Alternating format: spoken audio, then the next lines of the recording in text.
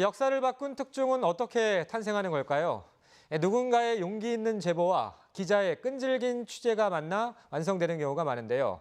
오늘 YTN 이야기 시간에는 숨은 진실을 찾는 파수꾼, 사회부 이슈팀 기자들을 만나봤습니다. 국민적 관심 속에 재수사에 들어간 김학의 전 법무부 차관의 성범죄 의혹. 좀처럼 진전되지 못하고 있던 수사에 물꼬를 틔울 결정적인 동영상이 등장합니다.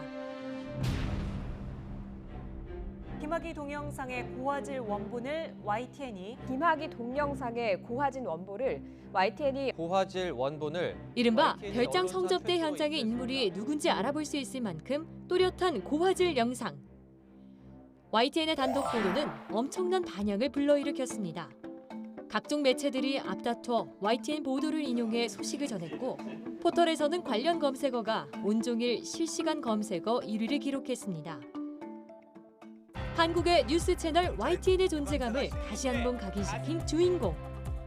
특종이 있는 곳이 가면 어디든 달려가는 사회부 이슈팀입니다.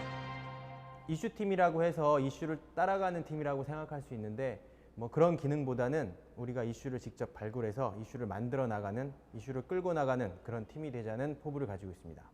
사회 곳곳에 숨은 부정부패와 각종 비리. 마치 작전본부 같은 사무실에서 팀원들은 밀려오는 제보를 꼼꼼히 검토하며 다음 취재거리를 준비합니다. 이슈 메이킹 이런 기능 이외에도 팩트체크 기능을 좀 더 정례화해서 강화해서 그런 부분들을 취재하려고 생각하고 있습니다. 끝날 때까지 끝난 게 아니다. 한 번 취재한 사건은 끝을 보겠다는 각오가 특종을 이어가는 원동력입니다. 그때 2013년이랑 2014년도에 이제 검찰이 수사를 했었는데 그때는 이제 김학의 그리고 윤중천과 관련된 여성들이 다 이제 성폭행을 당하지 않았다라고 이제 결론이 났었거든요. 근데 그때와 지금의 사회 분위기가 좀 다르고 그리고 법적으로 이게 어느 정도 좀 효과가 있을 수 있는 건지 처벌할 수 있는 건지 그 부분을 저희가 좀 중점을 두고 그 부분을 좀 취재하고 있습니다. 이슈팀 기자들은 최근 제보를 받기 위해 개인 연락처까지 공개했습니다. 누군가의 용기가 사회를 바꾸는 큰 기사로 이어질 수 있기 때문인데요. 저희 보통 그 휴대폰 연락처를 공개하면 주말에 연락이 좀 많이 오세요.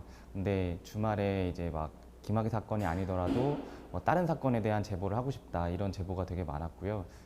YTN의 신문고 역할까지 해내는 이슈팀의 파이터 한동호 기자. 주말에도 밤낮 없이 울리는 휴대전화에 피곤하지 않으세요?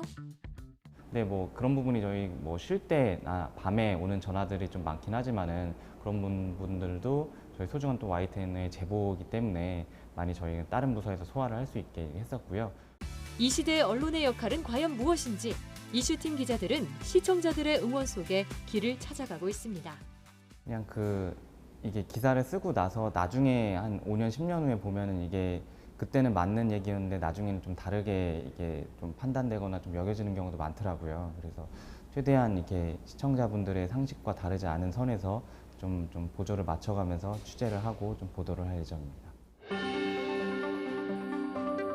보다 투명한 사회를 위해, 국민의 알 권리를 위해 거침없이 달리는 사회부 이슈팀. 이들의 다음 이야기 기대하셔도 좋습니다.